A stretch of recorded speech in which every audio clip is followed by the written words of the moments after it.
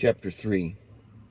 And now it came to pass that in the 16th year from the coming of Christ, Lyconius, the governor of the land, received an epistle from the leader and the governor of this band of robbers.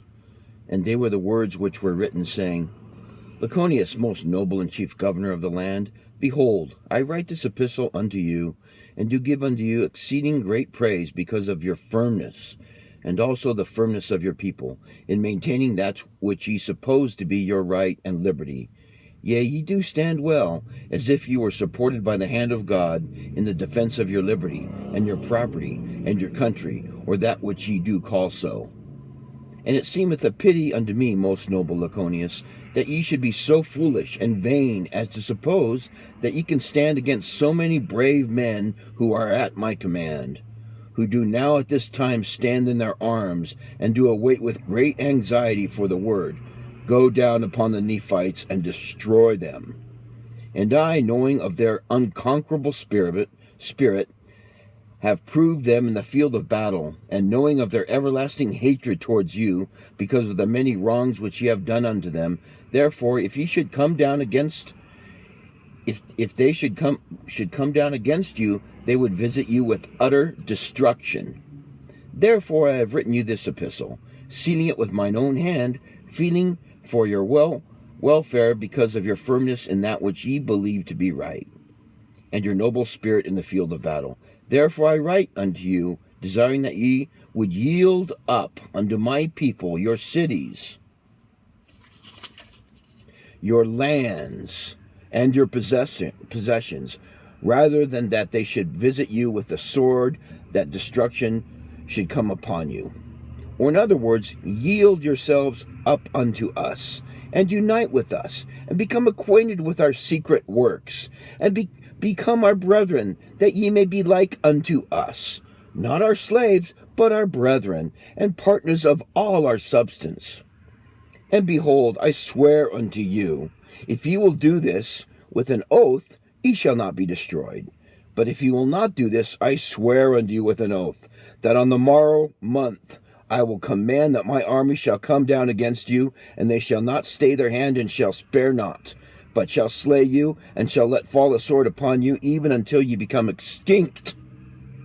And behold, I, gadianton, and I am the governor of this secret society of gadianton, which society and the works thereof I know to be good, and they are of ancient date, and they have been handed down unto us.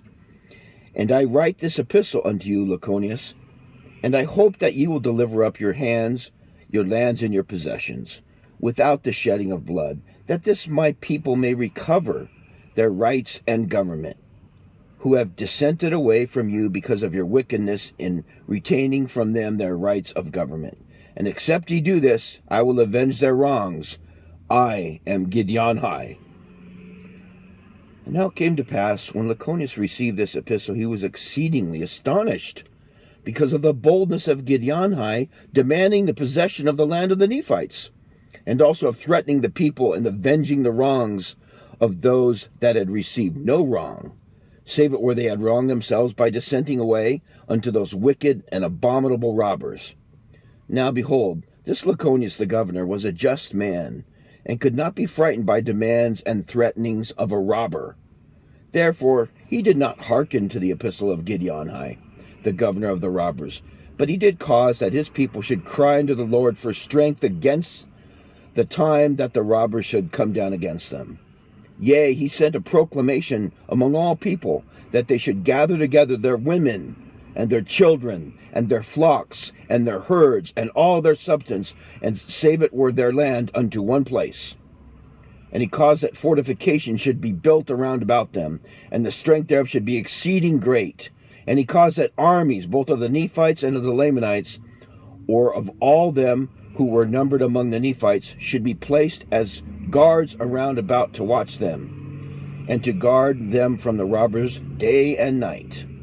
Yea, and he said unto them, As the Lord liveth, except ye repent of all your iniquities, and cry unto the Lord, ye will no wise be delivered out of the hands of those gadianton robbers.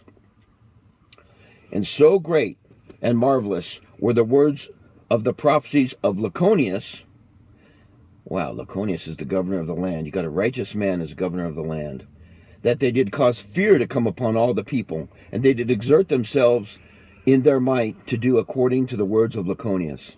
And it came to pass that Laconicus did appoint chief captains over all the armies of the Nephites, to command them at the time that the robbers should come down out of the wilderness against them.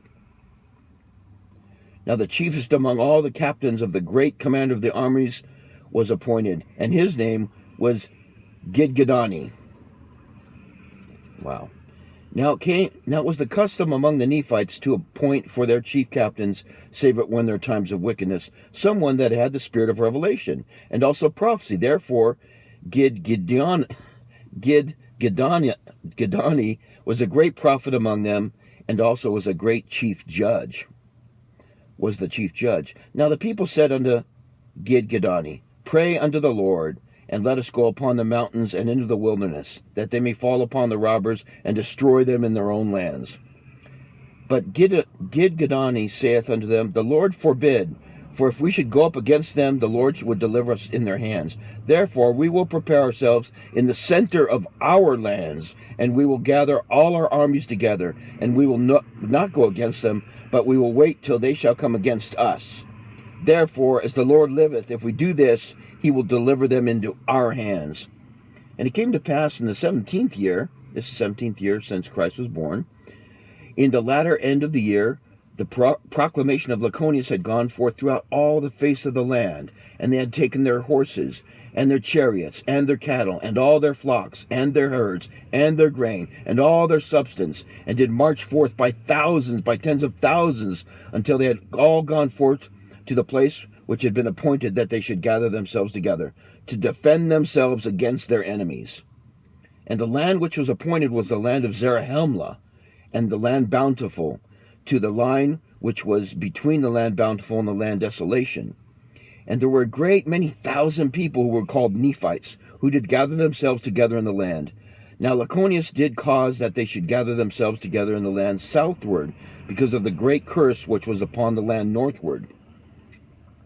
And they did fortify themselves against their enemies, and they did dwell in one land and in one body, and they did fear the words which had been spoken by Laconicus, insomuch that they did repent of all their sins, and they did put up their prayers unto the Lord their God, that he would deliver them in the time that their enemies should come down against them to battle.